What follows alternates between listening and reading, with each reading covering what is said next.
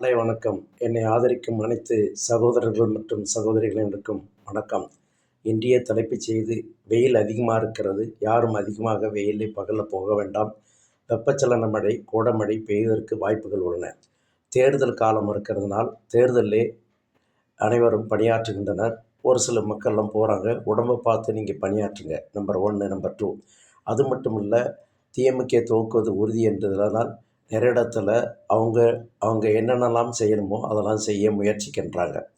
இன்றைக்கி தமிழ்நாடெல்லாம் பார்த்தீங்கன்னாக்கா பொதுவாக சில அறிக்கைகள், தேர்தல் அறிக்கை வருகின்றது. சில எலெக்ஷன் ரிப்போர்ட் வருகின்றது. யார் வின் பண்ணுவாங்க, இந்த தொகுதி வின் பண்ணுவாங்க, டிவி மூலியமாவோ பேப்பர் மூலியமாவோ அல்லது மக்கள் மூலியமாக வருகிறது. அப்படின்னு பார்த்தீங்கன்னா திமுக தோற்பது உறுதி. விஜயால் திமுக தோற்பது உறுதி.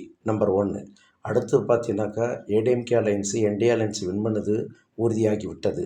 2026 ஏப்ரல் 23 நடக்கக்கூடிய சட்டசபை தேர்தலில் மே 4 கவுண்ட் பண்ணுறதில் எடப்பாடியார் அடுத்த சிஎம் என்று உறுதியாகி உள்ளது. மக்கள் ஆதரவு எடப்பாடியாருக்கே இருக்கின்றன. எங்கு சென்றாலும் மக்கள் கூட்டம், அலைன்ஸும் மிகப்பெரிய சப்போர்ட்டில் உள்ளன. இதுதான் உண்மை.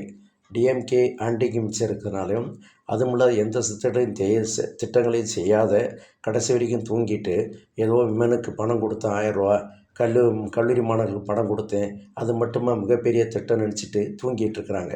ஏன்னா அம்மா உணவகம் அதை போல் ஏகப்பட்ட திட்டங்களை ஸ்டாப் பண்ணிட்டாங்க.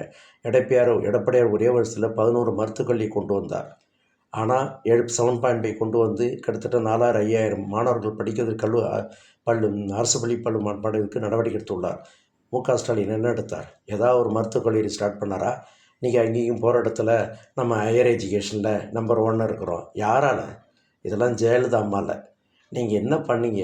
ஒரு இன்ஸ்டியூஷனும் உங்களால் எந்த இடத்துலையும் உங்கள் அப்பா காலத்துலையும் சரி நீங்களும் ஸ்டார்ட் பண்ணல. ஹையர் எஜுகேஷன் இருக்கிறான், மத்திய அரசாங்கம் அவார்ட் பண்ணுறாங்களாம்.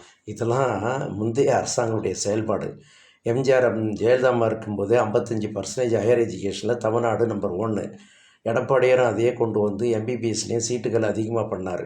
அவங்களாம் செஞ்சதெல்லாம் நீங்கள் என்ன செஞ்சீங்க? உங்கள் குடும்பத்துக்காக பணம் சம்பாதிக்கணும், பேங்கில் லோன் வாங்கணும், 5,65,000 கோடி வாங்கியிருக்கணும். எங்கே போயிருக்கோம், எங்கே வந்திருக்கோன்னு எலெக்ஷன் பிறகு என்கொயரி போடும்போது தெரியும். இதுதான் உண்மையான நிலவரம்.